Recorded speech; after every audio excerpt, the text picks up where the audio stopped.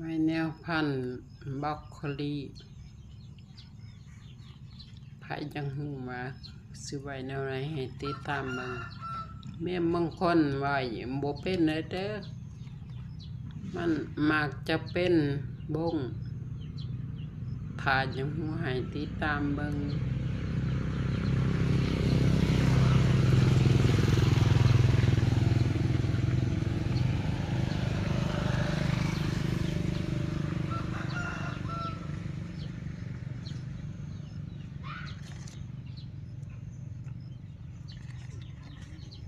ตอนนี้มันยังบ่ทันได้มาทานมันยังดอกน้อยอยู่ให้มันดอกใหญ่กว่านี้จึงค่อยสิซ่อมมัน